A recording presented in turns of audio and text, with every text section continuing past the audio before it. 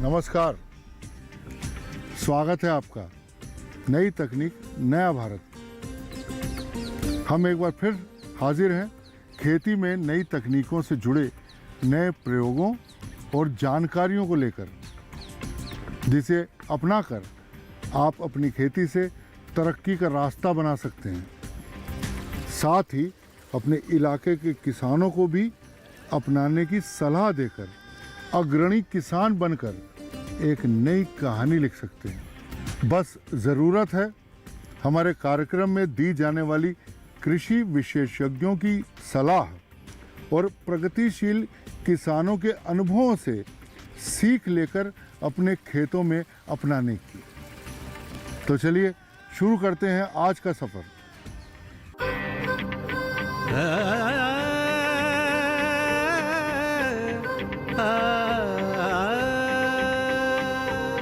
अपना देश बदल रहा है, बदल रही तकदीर, नई तकनीक संग बदल रही है देश की तस्वीर। नई तकनीक नया भारत,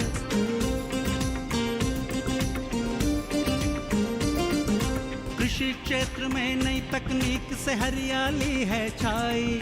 सोलर पंप हल्के यंत्रों से नई क्रांति है आई। धरती पुत्र बना रहे एक नया भारत, नई तकनीक नया भारत, नई तकनीक नया भारत। देश और दुनिया में जिस तरह जल संकट तेजी से बढ़ रहा है, अगर आने वाले वर्षों में भी ऐसा ही होता रहा तो खेती करना मुश्किल हो जाएगा। और वो दिन दूर नहीं जब किसान सिंचाई के अभाव में अपने खेत को बंजर होते देखेंगे। मगर इसी बीच किसानों के लिए एक खुशी की बात ये भी है कि देश के कृषि वैज्ञानिकों ने खेती में कम पानी और कम लागत वाली एक तकनीक को विकसित किया है, जिसका नाम है हाइड्रोजेल, जिसके इस्तेमाल से फसलों में सिंचाई जल की ज़रूरत कम हो जाती है। तो आपके लिए जानना बेहद ज़रूरी है कि सिंचाई जल के विकल्प के रूप में हाइड्रोजेल कैसे आपके लिए उपयोगी है। तो आइए जानते हैं इस जानकारी के माध्यम से।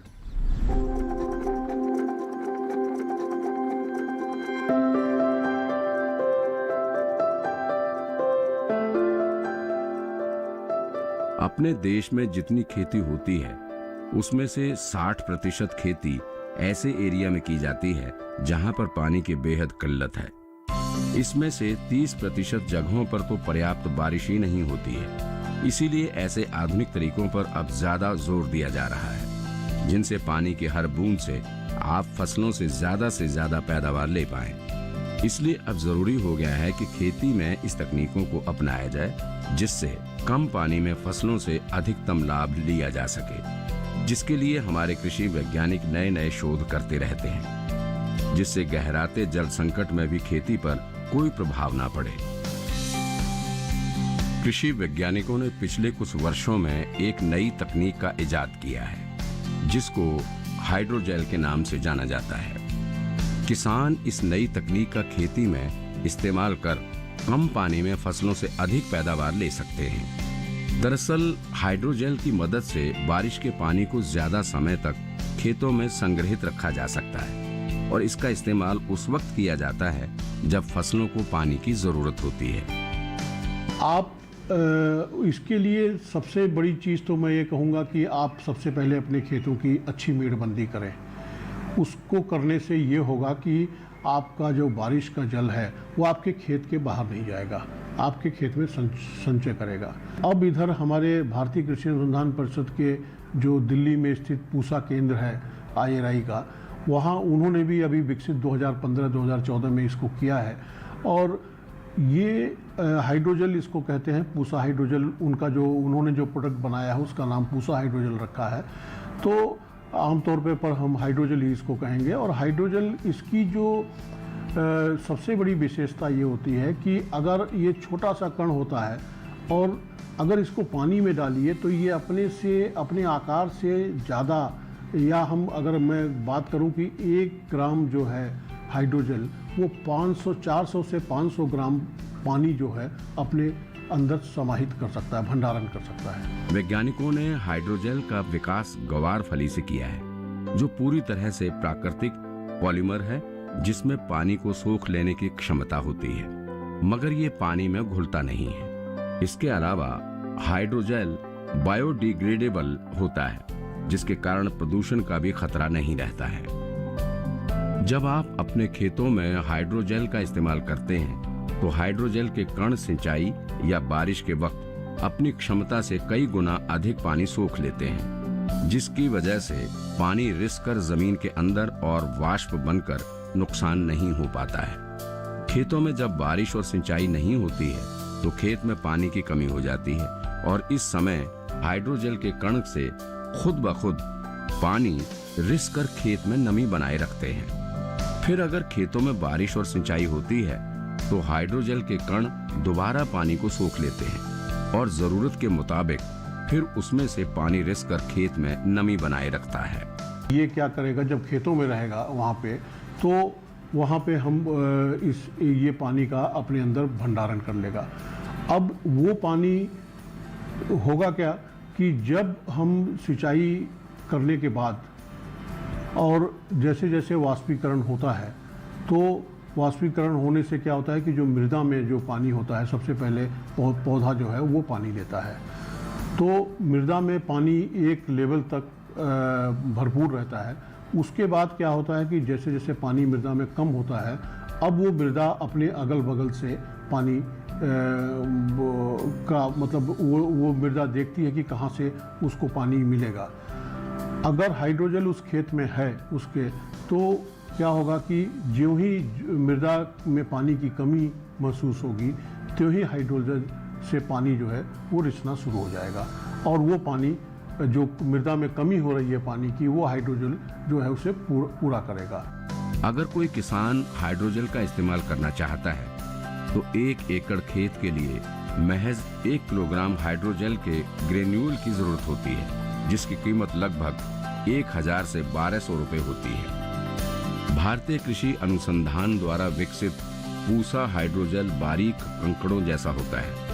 इसे फसल की बुआई के समय ही बीज के साथ खेतों में मिलाकर डाला जाता है। जब फसल की पहली सिंचाई की जाती है तो पूसा हाइड्रोजेल पानी को सोखकर 10 मिनट में ही फूल जाता है और जेल में बदल जाता है। जेल में बदला ये हाइड्रोजेल गर्मी या तापमान से सूखता नहीं है, क्योंकि ये पौधों की जड़ों से चिपका रहता है। इसलिए पौधा अपनी जरूरत के हिसाब से जड़ों के माध्यम से इस हाइड्रोजेल का पानी सोखता रहता है। खेतों में हाइड्रोजेल का एक बार इस्तेमाल करने के बाद ये 2 से लेकर 5 साल तक काम करता है। इसमें जो इसके इस्तेमाल की बात है, तो इसमें 2 से 5 साल, एक बार अगर आपने अपने खेत में डाला तो ये 2 से 5 साल तक वहाँ पे अपना कार्य करेगा और ये बायोडिग्रेडेबल होता है, बायोडिग्रेडेबल। तो अपने आप स्वतः ये उसमें ख़त्म हो जाता है वहाँ पे 2 से 5 साल के अंदर अंदर। तो आपको जो अगला फिर डालना है तो ये आपको पता लग जाएगा, क्योंकि जब एक बार आप इस्तेमाल करेंगे तो सिंचाई में कमी आएगी और तो उससे आपको एक अंदाज़ा हो जाएगा। तो आप इसे अगला जो डालने के अगले 3 से 5 वर्षों के बीच में एक्चुअल स्थिति देख करके आप उसको फिर से एक बार इस्तेमाल कर सकते हैं। भारतीय कृषि अनुसंधान परिषद के वैज्ञानिकों ने मक्का, गेहूं, आलू, सोयाबीन, सरसों, प्याज, टमाटर, फूल गोभी, गाजर, धान, गन्ने, हल्दी, जूट समेत अन्य फसलों में हाइड्रोजेल का इस्तेमाल करके पाया है कि इसके इस्तेमाल से फसल की उपज तो बढ़ती है, साथ ही पर्यावरण और फसलों को किसी तरह का नुकसान नहीं होता है। हाइड्रोजेल खेती में पानी के बेहतर इस्तेमाल के लिए अच्छी तकनीक है, क्योंकि भारत में पानी की जितनी खपत होती है उसका 85% हिस्सा खेती में इस्तेमाल होता है। जिस तरह धीरे धीरे पानी की किल्लत हो रही है, अगर किसान इस तकनीक का इस्तेमाल करते हैं तो काफी हद तक खेती में आ रही पानी की कमी की समस्या से निजात पाया जा सकता है। पानी की कमी वाले क्षेत्रों में भी फसलों से अच्छी उपज ले सकते हैं। नई तकनीक, नया भारत। सिंचाई जल की कमी एक गंभीर समस्या है, लेकिन इसका समाधान संभव है। हाइड्रोजेल इसी समस्या का एक समाधान है। बस ज़रूरत है तो कृषि वैज्ञानिकों द्वारा बताई गई तकनीकों को अपनाने की। आज के ज़माने में कई तरह के संस्थानों में ऐसे शोध कार्य चलते रहते हैं जिनके बारे में अगर आपको जानकारी हो तो आप अपनी खेती में बहुत विकास कर सकते हैं। उससे ज़्यादा उपज और ज़्यादा मुनाफा कमा सकते हैं। आगे हैं और भी रोचक जानकारियाँ, पर यहाँ पर रुकेंगे एक छोटे से ब्रेक के लिए। जल्द हाजिर होते हैं। देखते रहिए डीडी किसान। नई तकनीक, नया भारत। नई तकनीक, नया भारत। लेकिन जब एक बार काम के दौरान उनके एक साथी की मौत हो गई तो उन्हें इस काम को भी छोड़ना पड़ा। पर घर चलाने के लिए कमाना तो था ही। जैसे तैसे करके श्रवण ने मैकेनिक का काम शुरू किया। नई तकनीक, नया भारत। नई तकनीक, नया भारत।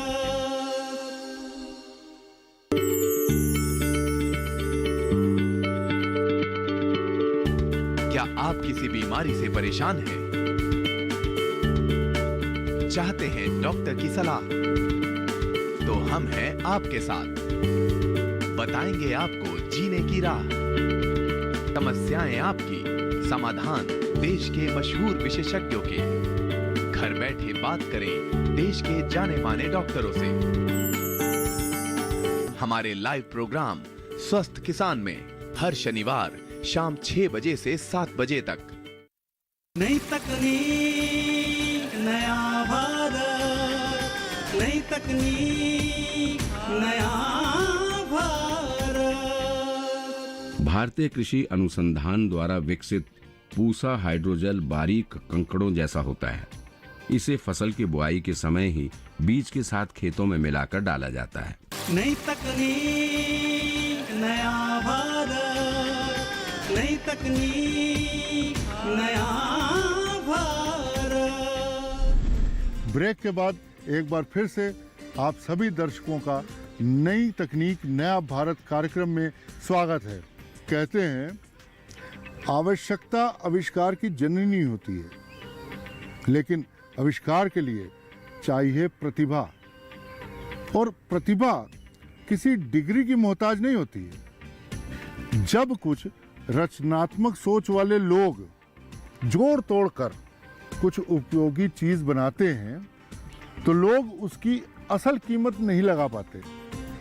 एक किसान ने उपज की परेशानी से निपटने के लिए अपनी लगन और मेहनत से ऐसे कई कृषि यंत्रों का आविष्कार किया है जिससे खेती के बहुत से काम आसान हो गए हैं।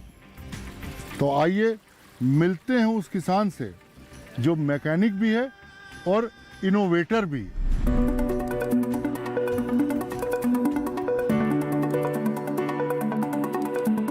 राजस्थान जैसे शुष्क जलवायु वाले क्षेत्र के किसानों के लिए खेती करना बड़ा ही कठिन काम है, क्योंकि राजस्थान के अधिकतर क्षेत्रों में खेती बरसात के ऊपर ही निर्भर है और अधिकांश इलाके में किसान केवल खरीफ के मौसम में ही खेती करते हैं। सीकर जिले के रहने वाले किसान श्रवण कुमार बाज्य ने इन्हीं परिस्थितियों एवं संबंधित परेशानियों के चलते 10 साल तक खेती करने के बाद इनसे सबक लेते हुए खेती में आने वाली समस्या से निजात पाने के लिए खेती से जुड़े कई कृषि यंत्रों का आविष्कार किया।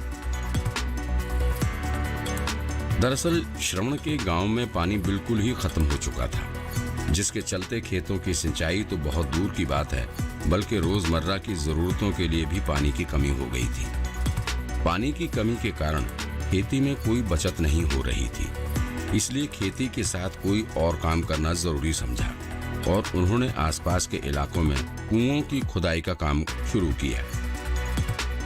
लेकिन जब एक बार काम के दौरान उनके एक साथी की मौत हो गई तो उन्हें इस काम को भी छोड़ना पड़ा। पर घर चलाने के लिए कमाना तो था ही। जैसे तैसे करके श्रवण ने मैकेनिक का काम शुरू किया। 1 साल तक मैकेनिक का काम अच्छे से सीखने के बाद उन्होंने अपनी वर्कशॉप शुरू की। कुछ समय वे वर्कशॉप में काम करते और उसके बाद फिर उन्हें खेतों में जाकर फसल की बुआई, सिंचाई इत्यादि कार्य भी देखना पड़ता था। श्रवण बताते हैं कि खेती के काम में बहुत मेहनत और वक्त चला जाता था। खेतों में से खरपतवार हटाने के लिए जाना पड़ता था, जिसमें बहुत वक्त लग जाता था। ऐसे में मैं अपनी वर्कशॉप पर बिल्कुल भी ध्यान नहीं दे पा रहा था। तब मैंने सोचा कि क्यों ना कोई ऐसी मशीन बनाई जाए जिससे कि किसानों की ये सब परेशानियां दूर हो सके। श्रवण मैकेनिक के काम में माहिर हो गए थे। साल 2014 से उन्होंने कृषि यंत्रों पर काम करना शुरू किया। तब से पहले उन्होंने खरपतवार हटाने वाली मशीन का प्रोटोटाइप बनाया।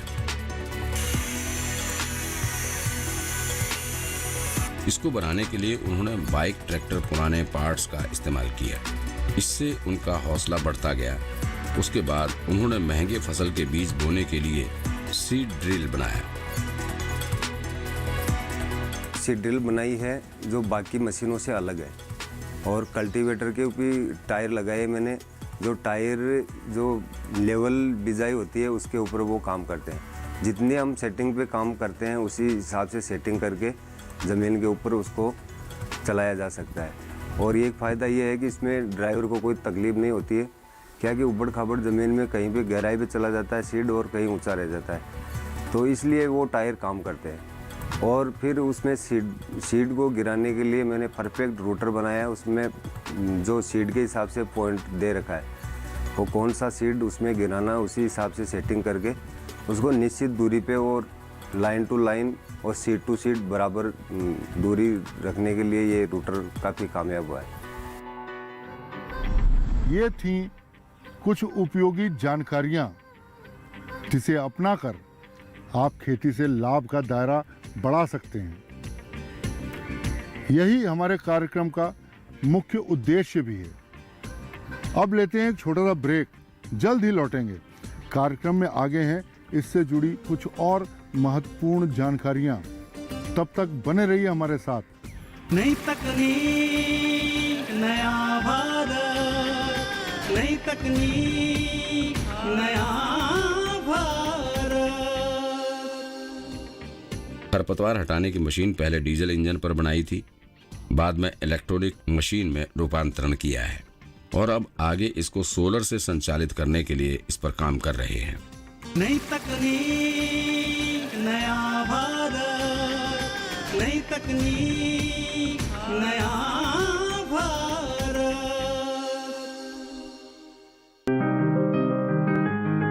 बीमारियों से कैसे बचेगी फसल?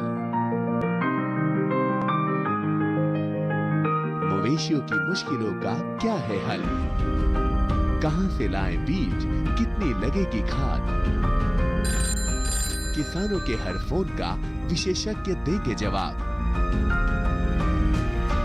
देखिए हेलो किसान लाइव सोमवार से शुक्रवार शाम 6 बजे। नई तकनीक नया भारत, नई तकनीक नया भारत। लेकिन जब एक बार काम के दौरान उनके एक साथी की मौत हो गई तो उन्हें इस काम को भी छोड़ना पड़ा। पर घर चलाने के लिए कमाना तो था ही। जैसे तैसे करके श्रवण ने मैकेनिक का काम शुरू किया। नई तकनीक नया भारत, नई तकनीक नया भारत। ब्रेक के बाद एक बार फिर आप सभी दर्शकों का कार्यक्रम में स्वागत है। बढ़ते हैं अगली प्रस्तुति की ओर।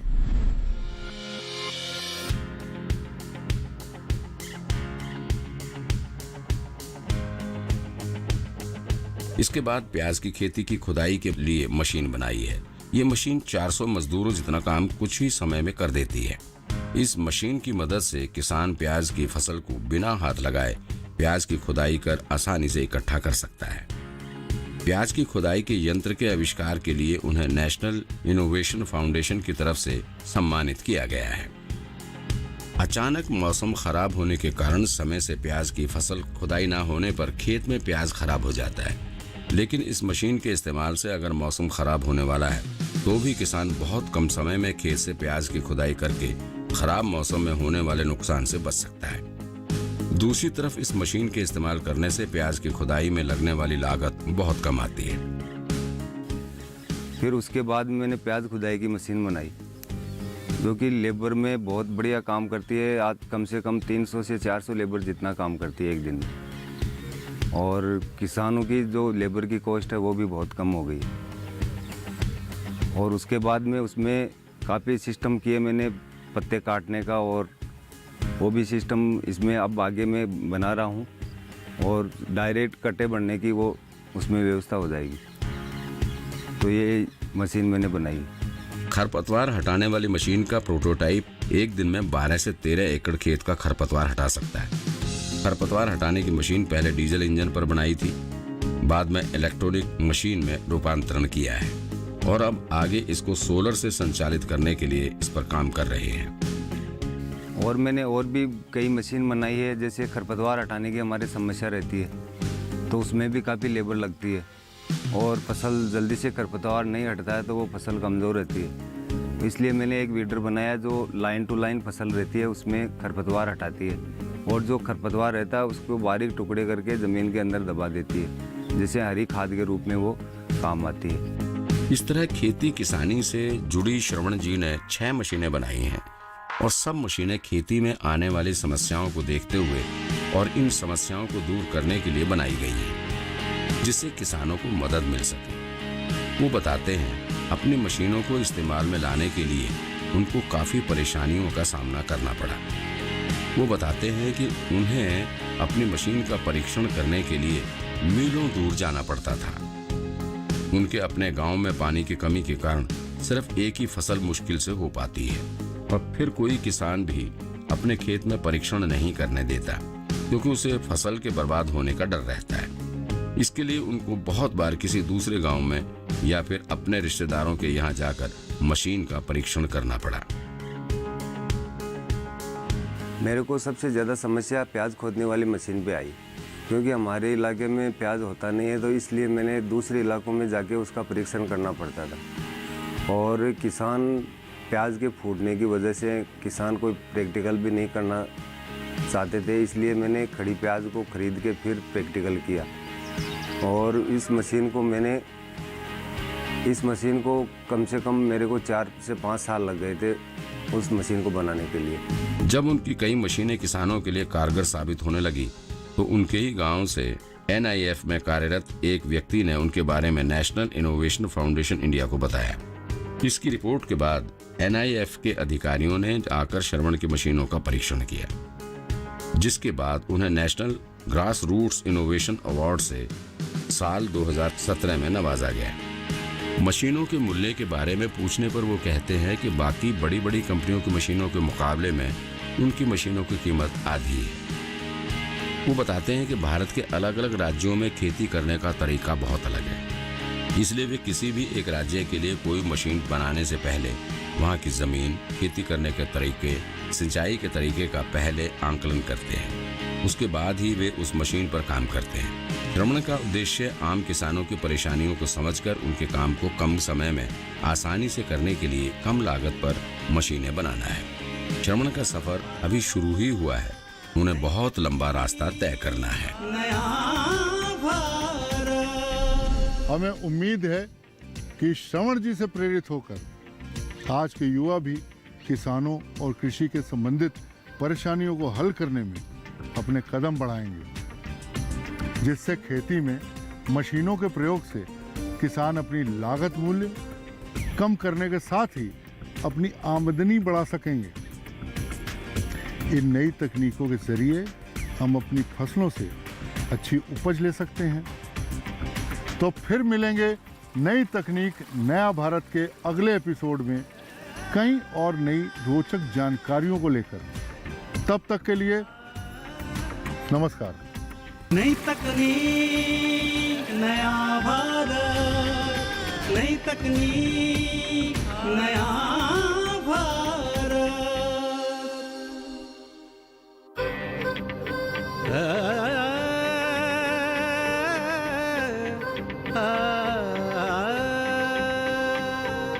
अपना देश बदल रहा है, बदल रही तकदीर, नई तकनीक संग बदल रही है देश की तस्वीर।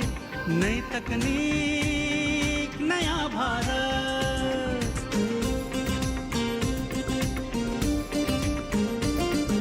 कृषि क्षेत्र में नई तकनीक से हरियाली है छाई, सोलर पंप हल्के यंत्रों से नई क्रांति है आई।